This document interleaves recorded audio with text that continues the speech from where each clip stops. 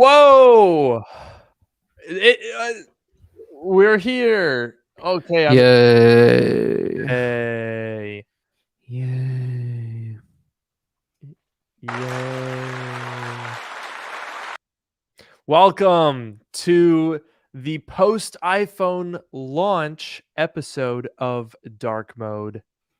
This is going to be an interesting one. There's a lot to talk about, Noah. There is. Oh man, I think we'll give everyone a couple minutes to get here, and then I say we just jump right into it. I think so. Ooh, crikey. We've got an Aussie here. That's fantastic.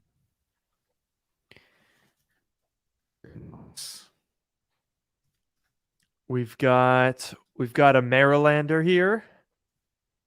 Nice. Nice.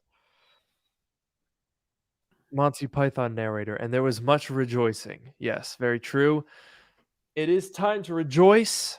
I've got a small selection here of iPhones 14. And dude, I don't know.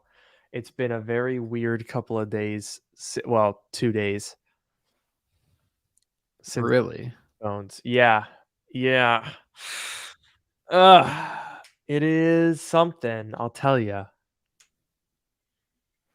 I'm very I think I know some of the stuff that you're talking about, but maybe not all of it, so I am very curious to hear about this. Slight concern in my voice. Oh, So, boy. okay. You know what, Noah? I think we're gonna have to just get right into it. We gotta just roll the intro that we don't have.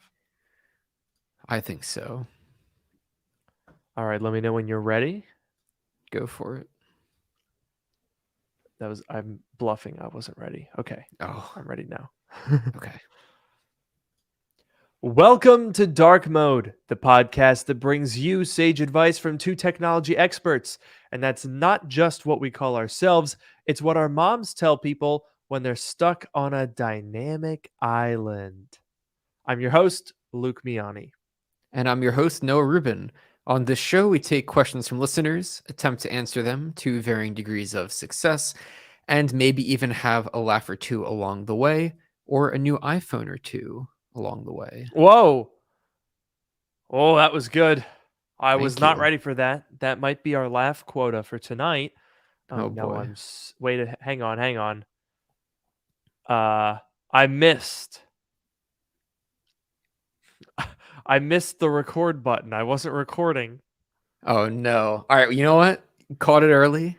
Let's Yeah, uh let's let's run do it that again, but back.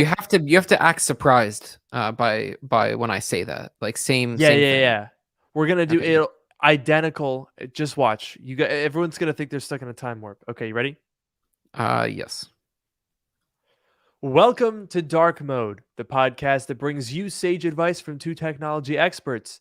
And that's not just what we call ourselves, it's what our moms tell people when they're stuck on a dynamic island. I'm your host, Luke Miani. And I'm your host, Noah Rubin. On this show, we take questions from listeners, attempt to answer them to varying degrees of success, and maybe even have a laugh or two along the way, or a new iPhone or two along the way. Whoa! Oh my gosh! Yeah. Wow, what an original joke. That's got to be our laugh quota for the day, Noah. That was very well done. Thank you. And that was a great laugh that you did there. That's definitely our laugh quota right there. Yeah. So, Noah, I think that was the first time in 61 episodes that we've had to do a retake. I mean, we've never done a retake and everything went perfectly smoothly. That would never happen, and there's no proof. I mean, don't look on YouTube, but like, there's no Yeah. proof. If you don't look, there's no proof. Yeah. So, folks, the iPhone 14 Pro has been out for about 48 hours right now. And I've got, well, okay. I have been testing with 6. of them. 6 iPhones. 6 iPhones of the Pro and course. Pro Max varieties. Of course. Yes. Now, there are reasons for why 6 of them have come across my door, some of which are valid, and others of which are concerning, and others of which are simply stupid. Mm-hmm. So, let me start off first, Noah, by getting your impressions. I've been sitting here talking about my thoughts on this thing. I did that yesterday. I did a video today that I put out that hopefully people have seen. I want to hear your impression, your first 48 hours. My impressions, I would say, are kind of mixed. And I don't know fully what your impressions are. I think I might have watched one of your videos or I saw some of your tweets, but I don't think I've seen everything. So we'll definitely have a good discussion about that. But I will say there are some things. I don't know how much we want to get into it right off the top, but I'll say the dynamic island is cool, but maybe a little underwhelming in some cases. I'll say the always on display is kind of cool, but also a little bit strange. It's like really, really on. And that's something that we'll talk about as well. So kind of interesting. The purple color, I went with the flagship color because I always like to go with the flagship color. And I am mixed on it. So here's the purple. You can kind of see it purple from some angles, but from some angles it really doesn't. Like this doesn't look purple right now. That looks space gray. Holy crap. That looks the same as yours. And then you go to this angle. I mean, there's a blue light behind me, but it looks more Wait, the same as mine? What do you mean? Mine's purple as well. Oh, that's purple? I thought you had a space gray one. No, it's purple.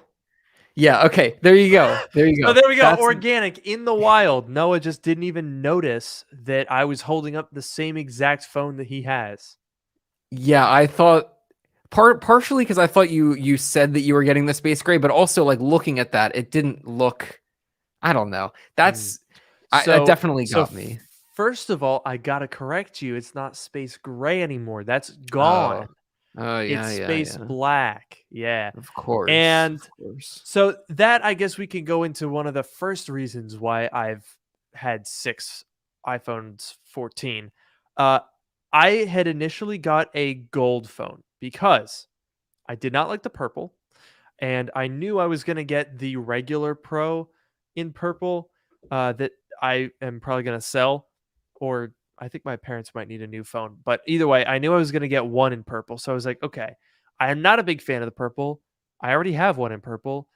I'm not going to get another phone that I'm going to keep for a year in purple. So I decided to go back to gold because I had the gold iPhone XS Max, and I really liked that color.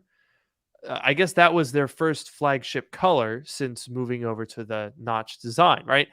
It was silver and black before then. So I was like, all right, you know what? We'll try it again. We'll go for gold.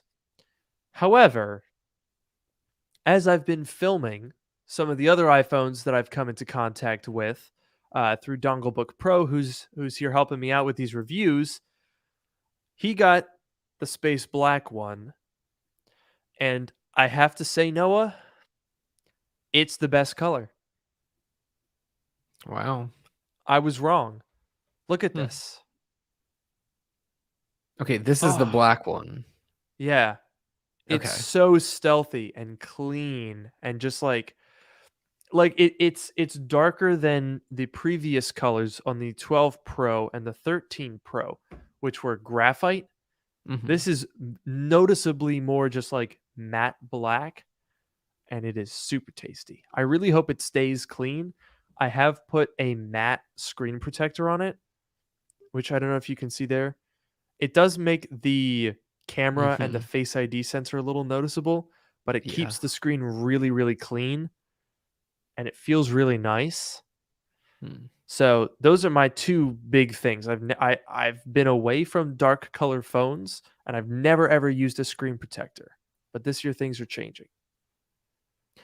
That is definitely interesting because I agree. Like I mean, for a while, black at the very beginning, black was the only option, and then there was black and white or black and silver, and I always went for the silver the options, silver options, so that my 6 Plus and my 6S Plus were both Yeah. silver, even with the white front, which I kind of liked. I know you didn't like that, but I No, liked that. wrong, I know, wrong. I know. We've had this discussion before. I like that. And then on the 10, I had the white back, and I will say it was nice. The front was totally black, but the back of the phone was white. And I did have a case on that phone, but it was a clear case so that you could see the white, because I really liked that. So I like the different colors. And then when Apple started doing like flagship colors, or more than just 2 color options on the phones, I always like those, because it's like it's fun. It's a new color every year. I guess you could argue that all of these colors are new, but the black isn't as the dark phone and the light phone are similar, just tweak the color a little bit. But I will True. I'll say, give you that. the purple this year is like, it's kind of cool, but it's like really, really dark. It's nothing like what was it, Sierra Blue last year, right? I really, really liked that color. Yeah, the blues. I mean, I'm a sucker for blue. I don't like a dark color. I do kind of like the Alpine green that they I did like as the that. mid-cycle update. That's a Yeah. fantastic color. So I think the purple is disappointing. The only reason that I recognize that this is a purple phone is because I used the purple wallpaper. This is Mhm. Ian Zelbo's wallpaper pack, Ribbons. It looks very good. It's sort of inspired by iOS 16, and it's purple, so it kind of matches, and it kind of makes the purple more noticeable because it's purple. But honestly, I think the purple is underwhelming. But to be honest, I think I was more underwhelmed. Okay, let me rephrase that, because I really like the space black, and I think that's one of the best looking. It just looks amazing in my opinion. So I'm not underwhelmed by that. I am underwhelmed, as you mentioned earlier, by the dynamic island. I Mhm. don't think it's dynamic enough. Mhm. Yeah, I agree. I think a lot of the time it sits, it's always sitting up there, and if you press on it, it like vibrates your phone a little bit, and it like when you press on it and it goes like boop, and then it goes back down and it vibrates. Yeah. And that's a lot of fun. I could do that all day. Oh yeah. But it's not doing anything. It's just sitting there. And I agree. I think that Apple could do even more with it than they're doing right now. So the thing that disappointed me the most was notifications are normal. Why? So here's the thing. The dynamic island intrudes into your display more. I don't know if you saw there, but I had the little AirPods Max notification, which has a little 3D model that spins around. Love that. Beautifully Mhm. executed. And the dynamic island, I think the promise of it is great, because it's like, okay, now that area up there, which before was just a cutout, can actually do stuff, and you can show things in there.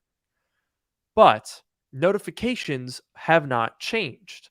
So if I get a text, a banner comes out, phases through the dynamic island, which is weird, and then it actually sits lower in the screen because of the spacing and the fact that the dynamic island is lower. And I'm like, bro, if you're going to put a dynamic island up there, it's got to do everything. Okay. I don't want to get a single banner notification ever again. That needs to just go loop and then go loop. Like, I, I think, I think it's kind of half-assed. They've given it a couple of nice features, but it needs to be the only way to get information at the top of your screen, not just one of them. Yeah, I definitely agree. I think the notifications, especially like you said, that they come down even lower on the screen, it's weird. I think it would make perfect sense if the dynamic island opened up and it could still support, like, Yeah. imagine the animation, because when you have a notification, you can pull down on it to see like the reaction options. Ooh. Imagine the animation that of the notification like popping out of the dynamic island and into like a little thing. That would be Ooh. so cool. Because, like, okay, wait, I know exactly what you mean. Because you know when you get a text and you drag it down and it Mm-hmm. gives you that little square text? Mm-hmm. If it did it, like, if you have messages in dark mode, the background is already black, so it would fit. And it Mm-hmm. would basically just be like move that square up so it includes the dynamic island, and it would just like the notification would be the whole width, and you drag it down and it would just expand vertically, and the keyboard would pop up. You'd type, tap in the middle, and it would just go shloop back into the island. Bro, that is a great idea. Yeah, I definitely think notifications are a big one. The other one that I find kind of strange is, when you open the AirPods next to the phone and the card slides up from the bottom. I feel like that could also be because it's partially integrated, like you said with the AirPods Max, where Mm, it shows you the animation. Same thing with the AirPods Pro. I feel like they could do the battery, like you flip it open and it just comes out of the dynamic island. And it's like, oh, battery percentage, because that card that yeah, comes up has so much wasted space in it. It's it just does. all you care about is two numbers, and then it has like all this other stuff that could fit perfectly in the dynamic island, and it would be another thing that just goes in there, and it's not like a card that comes up from the bottom. That's another great idea. I mean, there's just so many ways that you could work on it. And there are so many things that it does right now that I think are really irritating. Like the three things that have bothered me the most in order of bothersomeness. Hmm. One, if you get a FaceTime call, it comes out of the dynamic island. Audio call, FaceTime audio, whatever, right? That's great. Love that. However, if you hit the green accept button, it doesn't accept the call. It opens the FaceTime screen where you then click join to join the call. Hmm. So the green, and you can get there just by tapping on the rest of the notification. So the green button is pointless. It doesn't do anything. So that's stupid. They got to fix that. The next most irritating thing is really like the way the dynamic island works for maps. That is an area where they made the dynamic island actually good because it shows you, left, right, straight, and then the number of feet before your turn. And then if you're driving, it also bubbles out and shows you the lanes and stuff. That is great. I love that. However, if you do transit directions, it gives you literally nothing. The only thing that it shows if you do transit directions is a train icon. Oh. It doesn't update, it doesn't tell you how far, it doesn't tell you where. If you click on it, it just tells you the destination. I put that in my That's video. I was doing a navigation to Union Station from the White House. So I was at the White House, which meant I had to walk like 3 or 4 blocks, get on the red line, and take it 5 stops to Union Station. The only thing it shows is a train, and you click on that to expand it, and it says to Union Station and then end route. Nothing else. that's like super not helpful. I feel like the one thing that you Yeah. know is like where you're going. That's like the one thing that you know when you're getting directions is where you're going. Yeah, the whole point of the directions is how do I get there? If there Yeah. was an app that was like, I know how to get anywhere, but I just don't know where to go, I don't think many people would download that. Yeah. Like, it's so dumb. So Yeah. the thing, and so like you can make it so much better, right? Like, okay, off the top of my head, first of all, the first part of the the transit direction is me walking to the metro stop. So that should display I just died a little inside. That should display exactly the same way as walking directions. It should tell you like left, right, straight, and then how many feet. That's pretty easy and obvious. The second thing it should do is it should tell you what times the train is expected. So, you know how when you're driving, you have the arrow on the left and the distance on the right? Hmm. It should give you the color, number, or whatever of the train you're supposed to get on or the bus, and it should tell you the time the bus is expected on the right. Hmm. That Makes sense. information is all in maps. It tells you that they have the data. All you got to do is show it. That'd be Yeah. awesome. Yeah. And then when you're on the train, it could say like 5 stops, 4 stops, 3 stops. Bro, come on. That's perfect. That would be amazing. And it's not like they haven't thought out transit at all. That was the weird thing. Is like I thought, okay, maybe it's just an oversight.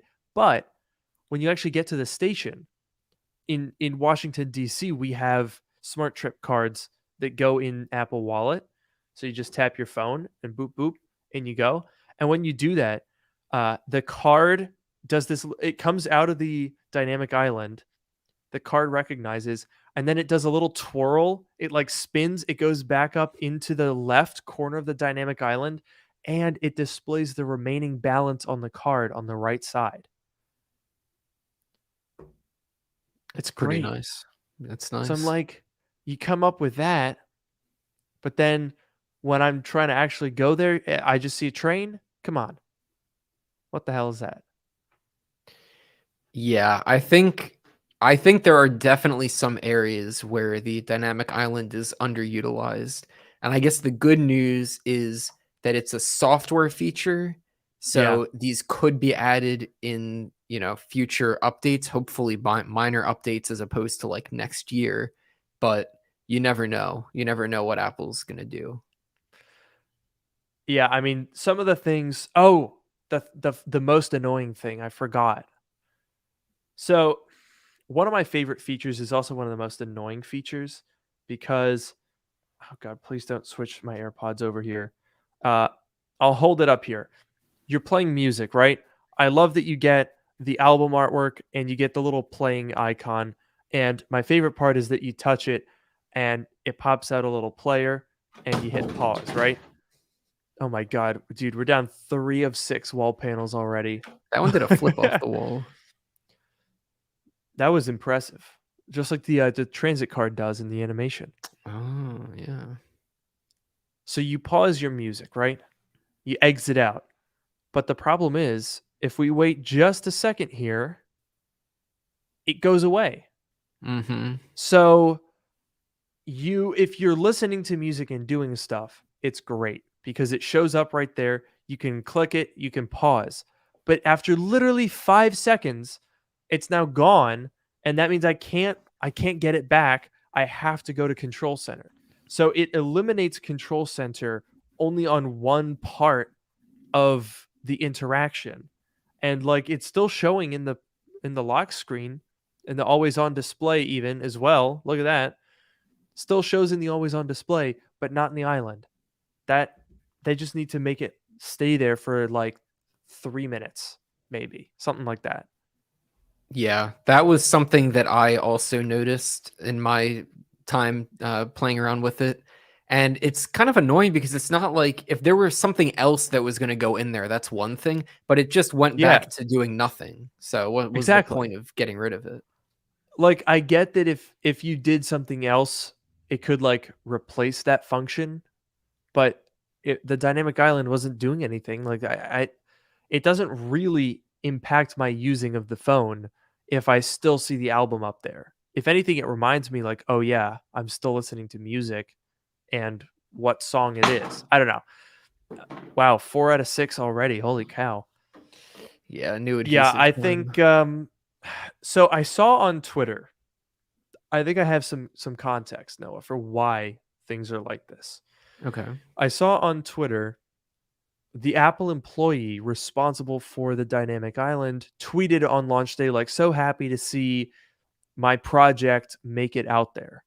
Hmm. And essentially from what it looks like with that tweet and some other information that I've seen, I think one person or potentially like maybe 5 people tops worked on the dynamic island from the software perspective. Wow. And references to it don't even predate, like in the software, don't predate August. Really? Yeah. So essentially, what we think is this is like, I it seems very intentional, but I don't think Apple was planning on doing this with that space until very recently. That's really the one thing that's throwing me off is didn't they specifically have like special processing thing? Oh my god.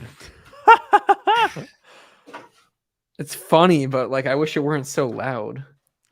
Yeah, that's true. Um I don't even know how loud it is because I've never experienced it in person until 2 weeks from now.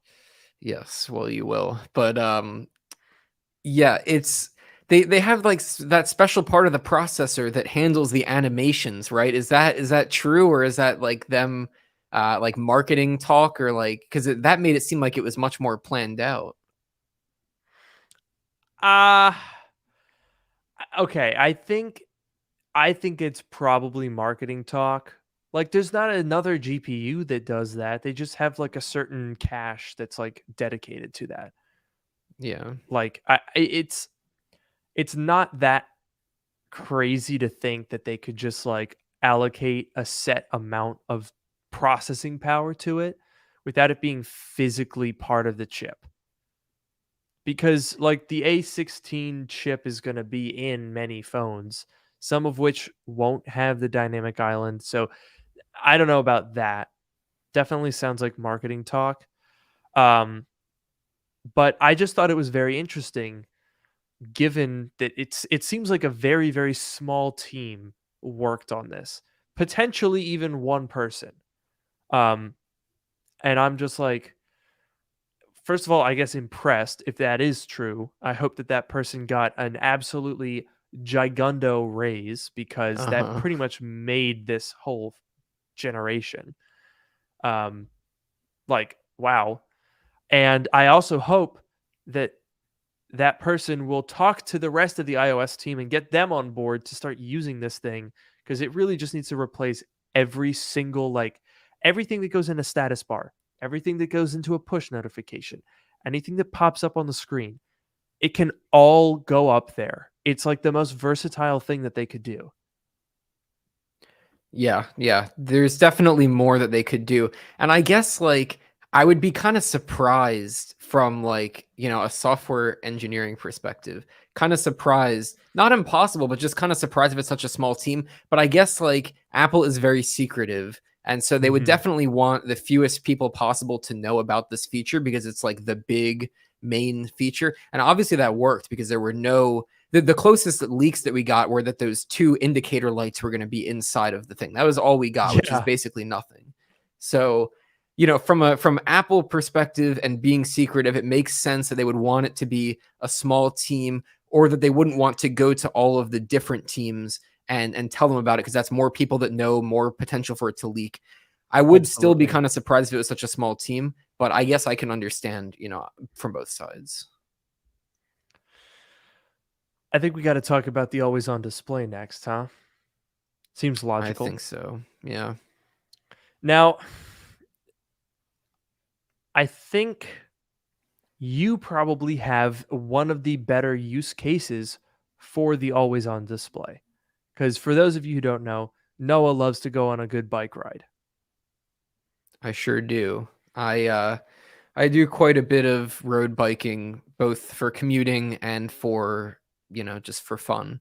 Hmm. But, I hypothesized it might have been on the last episode, or it might have been, somewhere else, that the always on display might be kind of nice for cycling.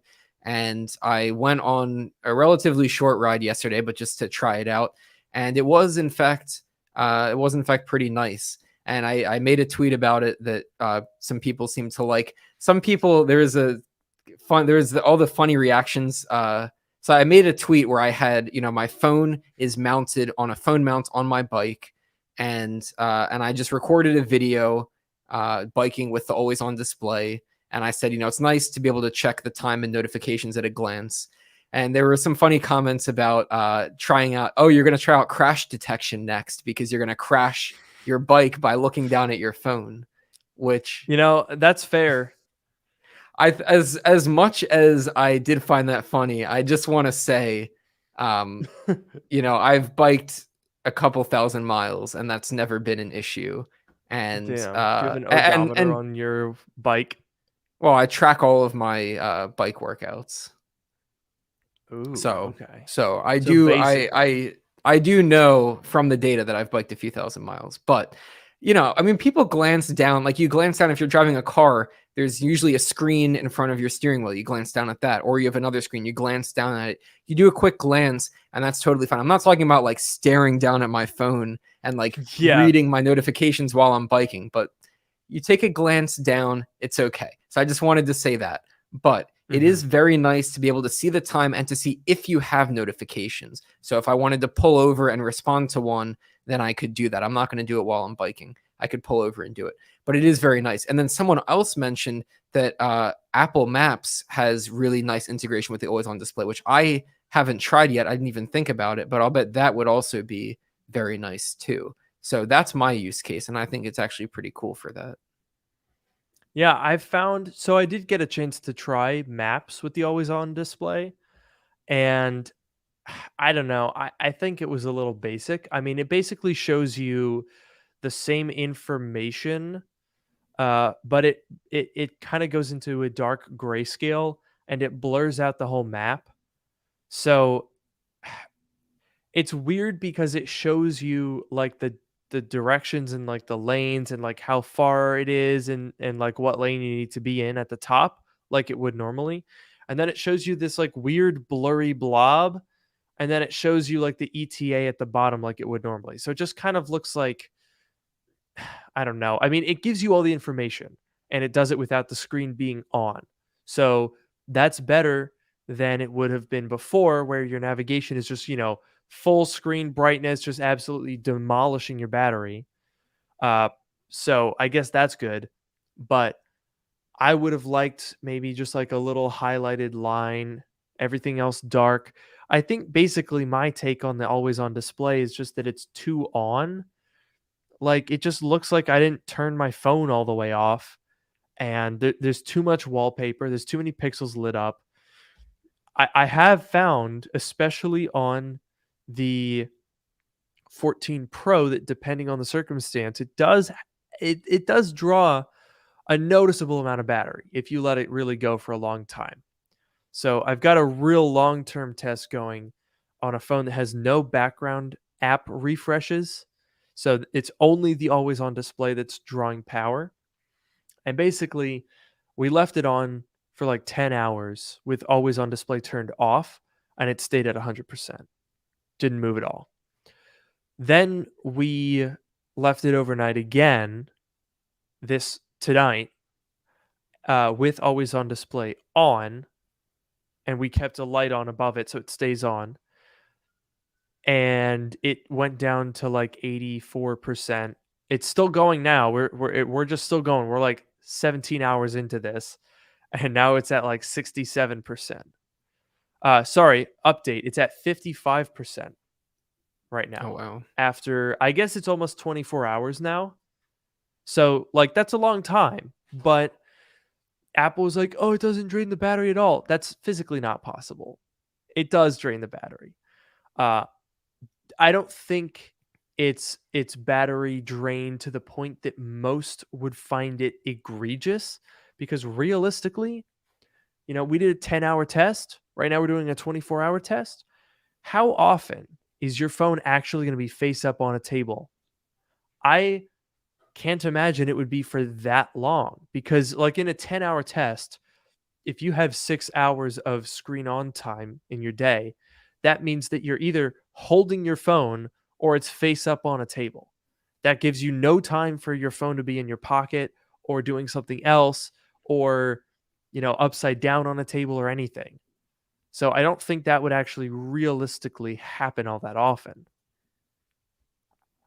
Yeah, I think, obviously it's good when it's in your pocket or I guess flipped over. I kind of did that the other night because I was just sitting next to me and I like kept looking at it and I was like, "Oh, the screen's on." And then I just flipped it over so I didn't have to like keep looking at it. I don't know. It'll Yeah. definitely take some getting used to.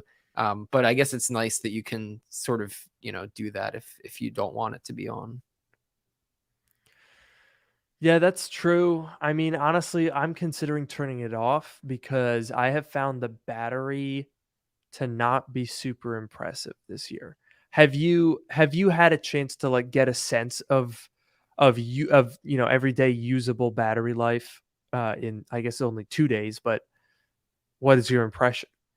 Yeah, I mean, yesterday was probably less than I'd say yesterday was probably less long than the typical day because I kind of slept in a little bit longer and then I didn't go to bed super late. So it's a little bit less than the typical day. And I did end up getting down below 20%, maybe even around Mm. 10% or something, all the way Whoa. down. And some of it could be uh recent, like it's still new and it's like doing stuff in the background, but I don't know because Mm. most of that happened on Friday. So my initial impression was not very impressed, but I think it's too early. Like, what is it right now? It's at 58% right now, but I also slept fairly late today. So I don't know how impressed I am with the battery, but I got to give it some more time. Yeah, I'm at 56 right now. Um I woke up around 8 or so today, so it's been a while. Um I so okay. So I've had about oh no, that's not that good actually. Holy crap. I've only had 3 hours and 6 minutes of screen active time today, Hmm. and that's gone from 100 down to 56%. I've had an hour and 52 minutes of screen idle, which I assume now means AOD. Um so it does seem like the AOD is like there's there's about 4 hours during the middle of the day here. I don't know if you can see that very well. There's about 4 hours there where the screen usage is majority idle, but if you look at the graph of the battery level, you would imagine that given that there's less screen active time, that that that should go down. It should be using less battery, but it seems to be just kinda chugging along. Uh, that's not great. I think this comment sums it up pretty well. I think it would be nice if Apple give us more options to personalize the always on display, like to disable the background and leave it black, especially with a lot of people saying battery is maybe not that great this year. Having something that sucks more of it up, if we could customize that so it's only lighting up enough pixels to show time, date, widgets, that would be pretty nice. Yeah, I think the always on display could be a bit less on. Definitely the background is the first place to start.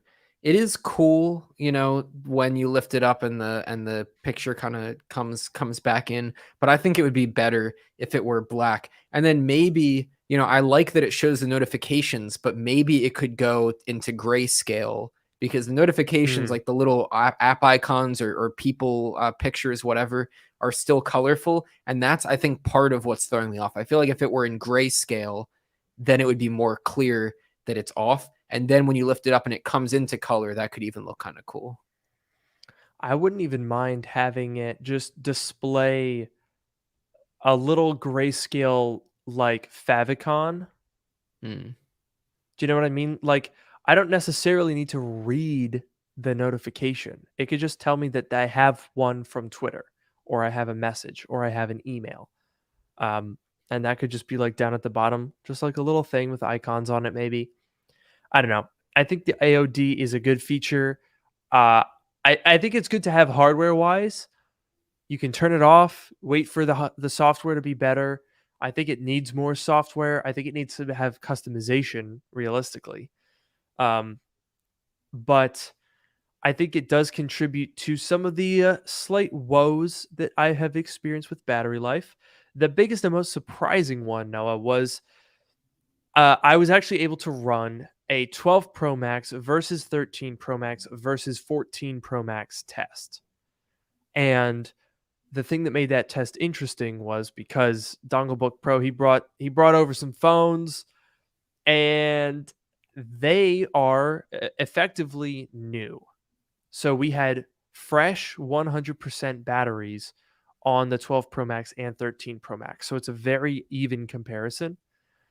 all on the same iOS, all on cellular data, because obviously you're not always on Wi-Fi, so we wanted to get an idea of how cellular compared, all at 80% screen brightness.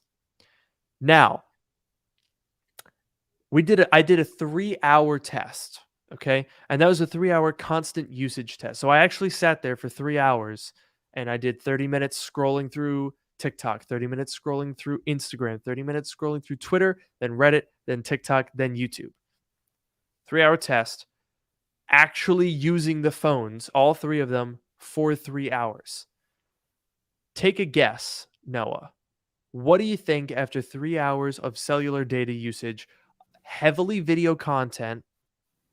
What do you think the batteries would be at for each of the three phones? What do I think they would be at? So this is 3 hours. You said it was over cellular and it was mostly video or like social media stuff. Yes. I think that I'm going to guess that the 13 Pro Max is the winner. That's going to be the first thing I'll say. That's my guess. Okay. And then I could be wrong, but that's going to be my guess. And then I'm going to say, I mean, how much battery would that use? I don't know, 30%. Maybe it would use up 30%, 35%. I'm just kind of guessing here, but I guess that's my guess, somewhere around there. So you're close on the 30%. Okay. The iPhone 14 Pro Max used exactly 30% of its battery. So we got down to 70. Okay. You're also correct that the 13 Pro Max was the one that fared the best. So that was at 77%, which is a substantial difference. Wow. Yeah. Yeah. And the iPhone 12 Pro Max, in a not at all surprising turn of events, was stone dead last, 62%. So yeah, the iPhone 12 series definitely is not good for battery life. That is easily the weakest point of the 12. However, I was surprised, given that the always on display is not a factor here because it's constant screen on time. I was surprised to see that the 14 Pro Max was 7% off of the 13 Pro Max. That was surprising to me. Yeah, the only thing I can think of is I guess the 14 Pro Max has a brighter screen, maybe. So if they were both at 80% of their totals, it might have been brighter. I don't want to derail you, but I do want to talk about, I think that the 14 Pro screen is too bright. That's something else that I want to talk about. Yes. Interesting. I mean, I haven't really had an issue with it. I don't keep it on full brightness. Like, I usually keep it on like a third. I think this looks pretty good. It's not blowing out the camera here. I have noticed, I think you're right. I've noticed that my brightness settings have not really needed to get very high because the screen is just so bright all the time. Yeah, when I say too bright, what I mean is that the auto brightness feature goes too high. It's almost like the screen got brighter and they didn't like recalibrate the software, because I found myself a bunch of times staring at the phone being like, this screen is way too bright, and then I have to go into Control Center and turn it down. That's something that I found a lot with my phone. I did notice that happen once or twice. I mean, I like that feature outside because it makes the screen nice and bright. You can actually see it. And I also have found that the phone doesn't get all that hot. So that's another good thing to have. Yeah. But I guess, you're probably right. I think it is likely just that the panel is brighter and the software isn't compensating for that yet. Yeah, it's an easy fix on Apple's part. I've just noticed like a bunch of times indoors that I'm like, it's just too bright right now, and then I go and turn it down. So I think that they'll fix it, but it was just something that stood out to me. I got to talk about the big thing that stood out to me. I've been saving this. I don't know if you saw this on Twitter or YouTube or TikTok, or it's It's getting some coverage. And now that I mentioned that, you definitely did see it because you sent me the Verge article that they wrote about my tweet. Yeah. So, folks, I don't know if I'm the one that broke the story, but I didn't really see anything about it. I guess I guess it's because Dongle Book Pro and I are doing this testing. We only made it like 4 hours before this started happening. So I guess maybe I did break the story just by being the unlucky person to witness this first. But we were getting ready to go do a shoot with the cameras and like get some b-roll, get some footage from the built-in cameras and whatnot. And we heard like a buzzing sound as he was using Snapchat, and we were like, what's that? And then the camera starts like freaking out and wobbling and then buzzing really, really loudly. It was kind of scary, to be honest. And so basically, what appears to be going on is that in third party apps, mainly TikTok, Instagram, and especially Snapchat, perhaps it's software related, but the optical image stabilization just wigs out and the entire camera just like starts buzzing and freaking out and flipping around and like hitting, like crashing into the glass and the sides of the camera. Remember, they're using sensor shift tech in the primary shooter. Now it's upgraded to 48 megapixels. So my thinking is maybe the software isn't taking into account the difference in weight or something of the sensor, and it's just like going haywire. Uh, it hasn't happened. We did get it to happen once or twice in the actual stock camera app, which was weird. But it's almost always.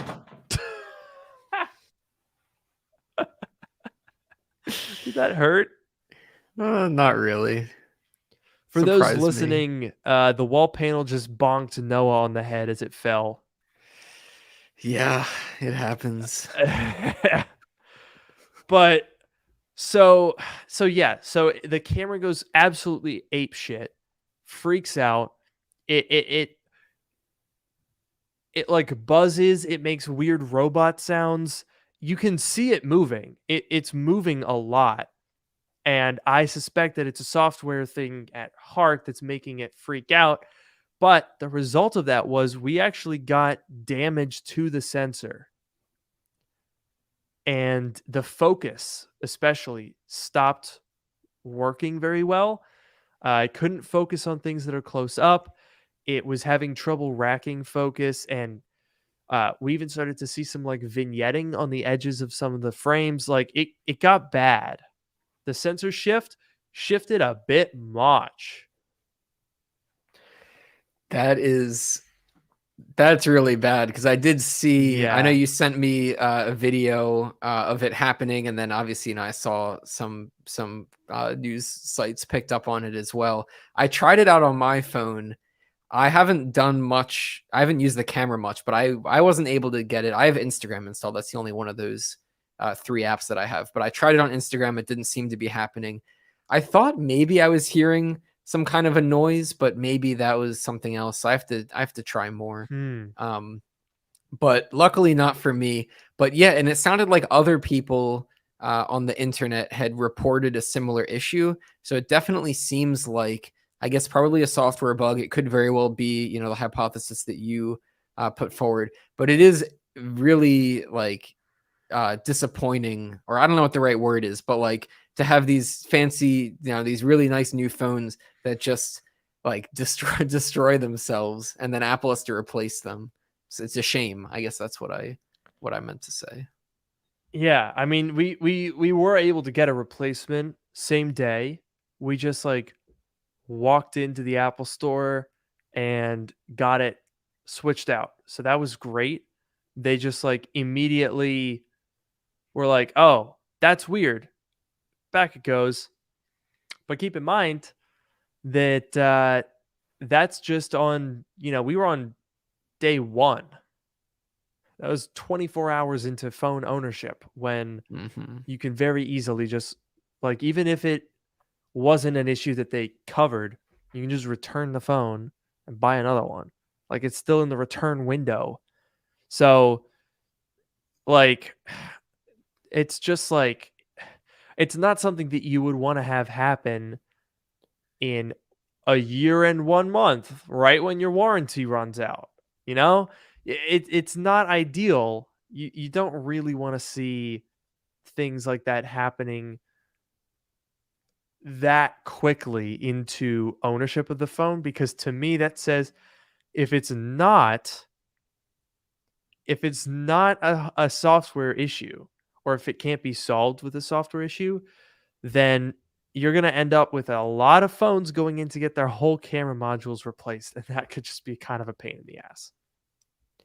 Yeah, I'm really hoping, I guess for Apple's sake, that it's a software issue and an easy fix, because otherwise it's going to end up being a quality program or a recall or something. So it's definitely very early. It's always very early for all of this stuff, but it's very early for that.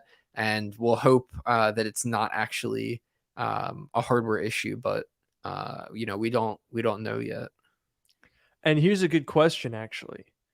uh Juan asks, this camera gate, which is, I think, apt. We'll Uh-huh. see how long it takes them to start calling it that. Yeah. Is it only for the Pro Max model or all Pro models?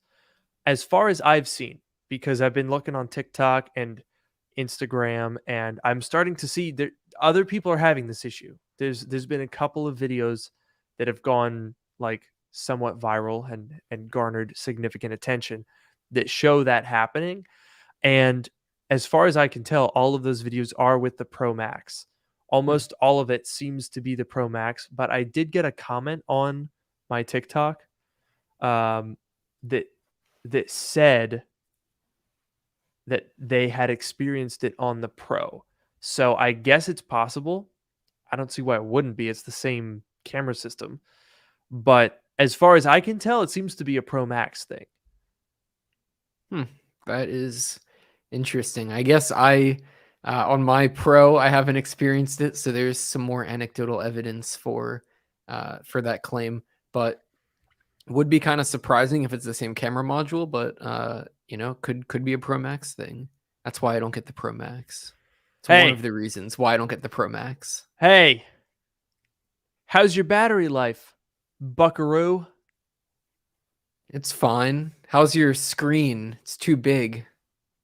That's not a problem for me, buddy. I don't It's have too small big. hands. I don't think I have small hands. It's just that the screen is too big on a Pro Max.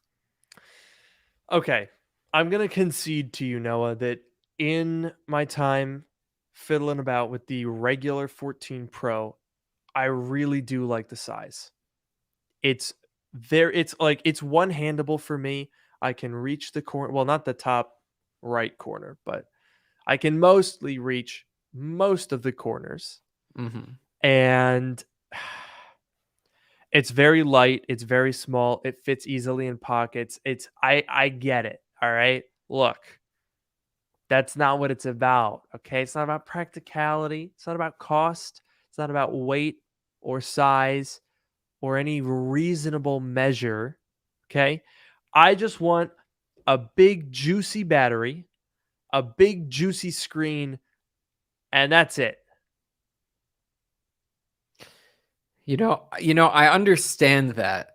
And when we one day get the Apple foldable phone or whatever version of a foldable phone Apple does, I think that'll be nice, a good compromise. Because there are some times where it would be nice to have a bigger phone, but there are some times where I'm happy with the size that it is now. So I think we can both see both sides, and we both have our phone that we like, and I think we can agree to disagree there.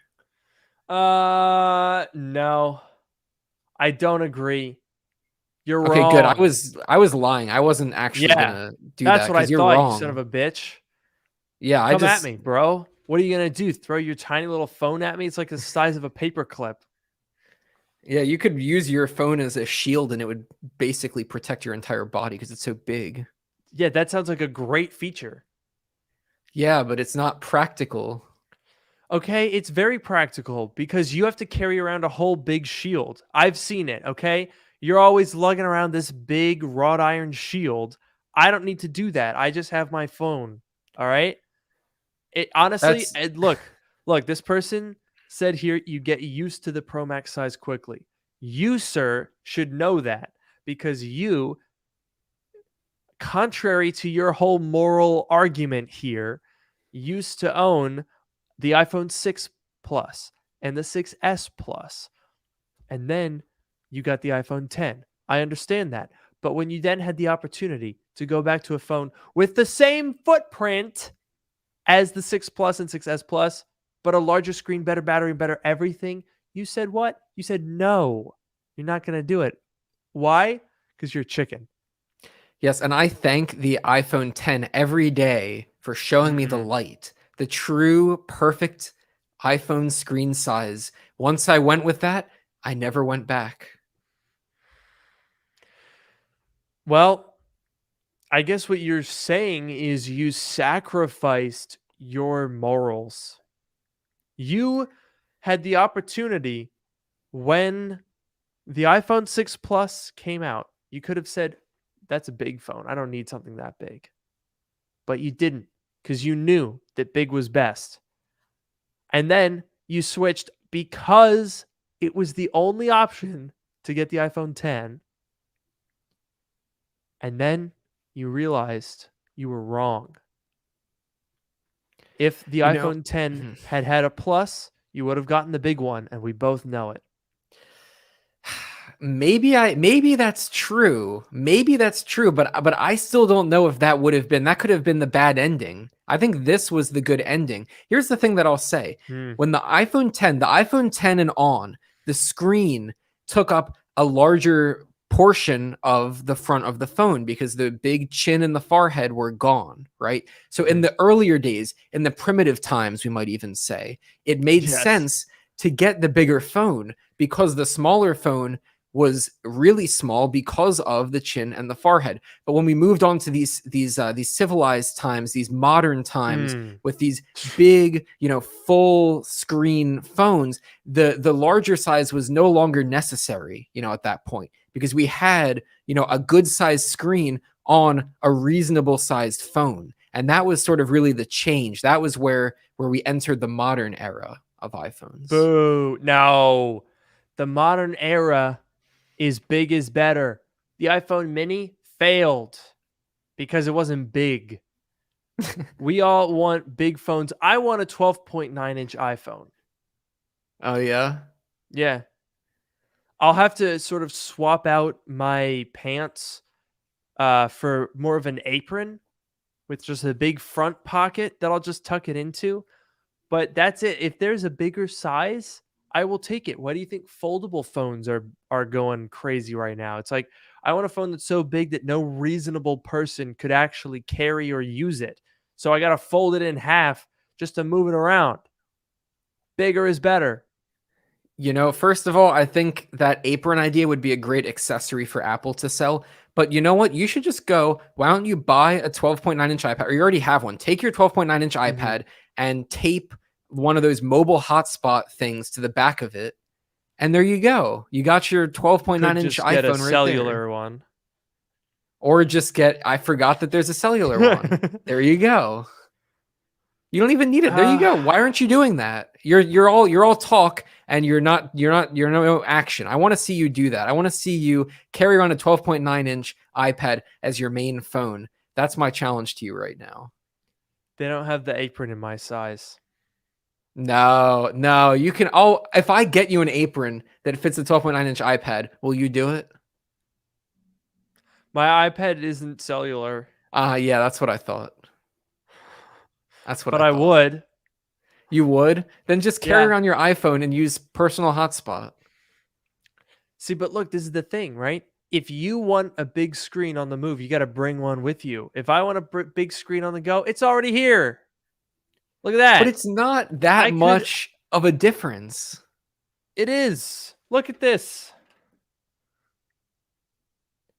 Look at all that It's a extra difference. space. Okay, but we're talking about a 12.9-inch screen versus a 5 point something or a 6 point something screen. The Pro to Pro Max is a much smaller difference. And So you admit it's not a big deal. it's not that big I of a got deal, you. it's not that big of a deal, but I'm still Oh. right. It's not that big of a deal then. Do you think huh? it's a big deal? Do you think you seem to think it's a huge deal? It's the perfect amount of deal. Okay? Because Yeah. as you yourself admitted on the record, this is a legally binding. We actually filed these with the National Archives, so it's legally binding. You admitted that it's not that big a difference. So what I'm saying is I'm getting a bigger screen for your words, not that big a difference in size. No. I'm saying the size. Okay, the screen, the size of the screen difference is not. It's not that big of a difference. It's proportional to the additional weight and the additional, like the fact that you have to carry. It's a bigger phone that you have to carry. You have to fit in your pockets. Whatever. All of that stuff is commensurate with the size of the phone. Right. So it's not Okay. that big. It's not that big of a, it's not that much more of a hassle, but it's not that much more of a gain either. And it's like, why go through all that when you can just go with the regular size, the good size, the normal size. You save $100, whether you care or not about that is fine. Save $100 and you get a good size and a good experience. And you're just done. And There's 2 hours no less fuss. battery life. I will give you the battery life. But that's Look, all here's I'll the give thing. you. Oh, yeah? Well, how about this? Look, if you want to look at this purely objectively, there are 3 things that are undeniable. Okay? The first, the benefit to the iPhone 14 Pro Max is that it has a larger battery. That is undeniable. Sure. The benefit to the iPhone 14 Pro is that it is more portable, lighter, a little smaller, right? Undeniable. The third undeniable fact is that the iPhone 14 Pro Max is better, right? That's undeniable fact. No. You lost me there. I was with you until that. Okay, so if we take the first 2 undeniable facts, even though the third one is undeniable and you are denying it, so on the record, you are anti-truth. No. But I'll even set that aside for you. I'll set that aside for you, okay? 2 undeniable benefits. One is better battery life for the Pro Max, and one is smaller size for the 14 Pro. You yourself have said, in your own words, that it's not that big a difference. So you're negating or you're downplaying the only difference that benefits your position. The other difference, the battery, is not subjective, and it is undeniably in favor of the 14 Pro Max. Okay, I changed my mind. It's actually a huge difference. Oh, yeah, that's what I thought. It's insurmountable. Insurmountable, you say? Yes. So you're saying that you're presented with an iPhone 14 Pro Max and it can't be lifted. It can't be moved. I can't even fathom. I can't even imagine that. Like I look at this phone right here and there can't possibly be anything bigger than this. There's no way. It would fall apart. It would tear a hole in the fabric of space and time. It would collapse under its own weight and create a black hole. Oh no, this is terrible. Apple has been shipping black holes for 3 years now. Sorry, a space black hole. Oh, yeah, that was. I'll give you. Good. Thank you. Well done. Okay. I think that settles the debate, which is that the iPhone 14 Pro Max is better, and Noah admits it on the record. So let's move on to the next feature, which is the 48 megapixel camera. Have you had a chance to snap some snaps with it? I have not done much with the camera yet, and I've been meaning to.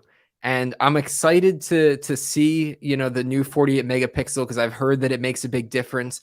And I'm especially interested to see how it does in night mode because I just went the night before this phone came out.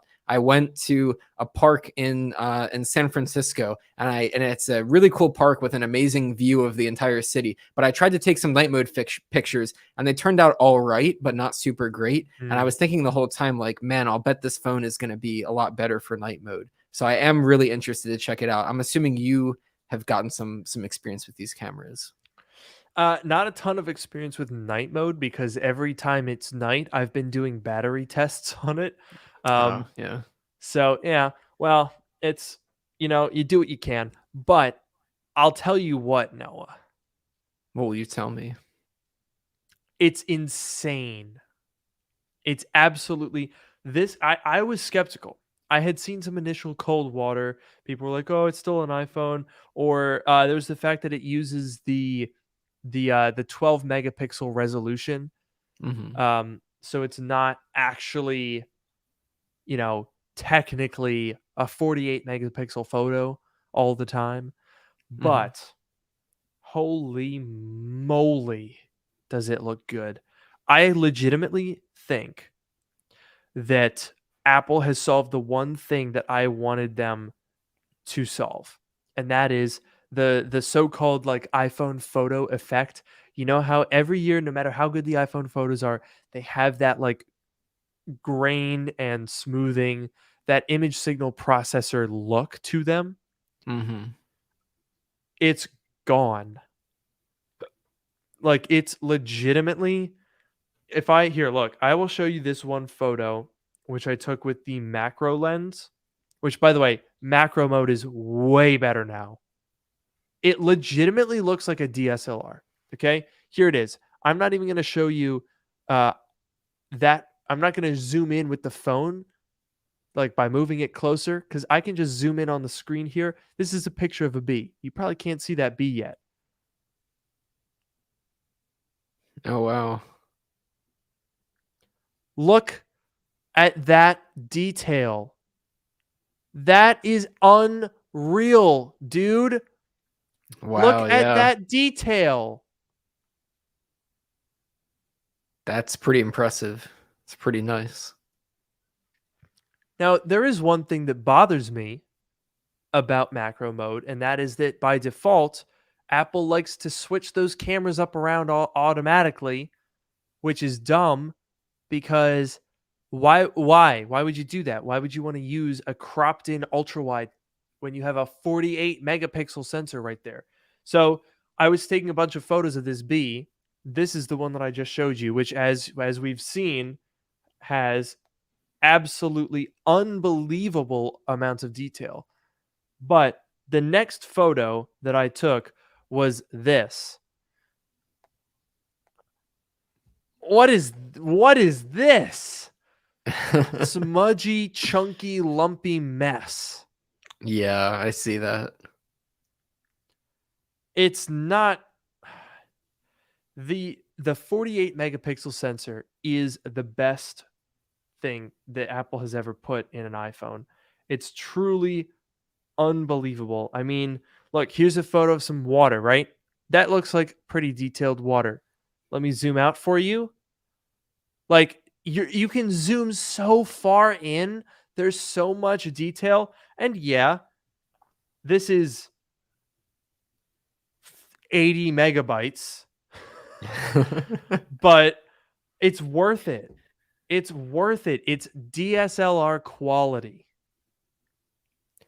Yeah, that's Amazing. that's very cool. I definitely need to do some comparisons with my camera here to see, but I think it's cool. Obviously, it's nice that you have the ability to take those full quality photos. There's obviously a reason why that's not the default because they take up so much space. Although I do have 2 terabytes of iCloud storage, which is barely being used, so I don't know. But it's nice to have that option if you're really into the pro photography kind of stuff. But even just if you go with the regular 12 megapixel photos, they're still going to look better because you're getting more detail. And I don't know the details, but whatever algorithms they have are able to like pick the best pixels, whatever that means, and it makes the pictures look better. So it's really nice Yeah. that they have these improved cameras. Okay, this is so stupid. Someone just said Steve Jobs is rolling over in his grave. I have no idea what. That's just so funny. We're talking about how it's the best camera that I've ever used in a smartphone and it has an insane amount of detail. And that apparently would be upsetting to Steve Jobs. He'd be like, they made the cameras too good. One of my favorite things was how they were all shit. Like, what? Look, here's a photo I just took of my eye on the screen. It's ridiculous, dude. And you just keep going and going and going. And it just keeps being sharp. They're huge photos, but they're so worth it. It's actually insane. That is very cool. And I definitely need to try it out, and I'm excited to try it out now. Yeah, bro, when I come up to California, we are gonna go shoot some absolutely nuts photos. I don't know. I mean, I've already done like a whole review of this thing, so I don't even know what I would do with those photos, but I just want to go out and use this camera because it's genuinely remarkable. If it's not like freaking out and buzzing and going haywire. Of course. And I will say there were some really, really nice places around here to take advantage of that camera. So I'm looking forward to it. You know what else I'm looking forward to? What else are you looking forward to? Your acknowledgement of how clean this transition to us ending the podcast was. That was about as clean as you could do it. Sure was. Thank you guys so much for watching this week's episode of Dark Mode. If you haven't had a chance to check out my full in-depth test of the iPhone 14 Pro Max, it's up on the channel now.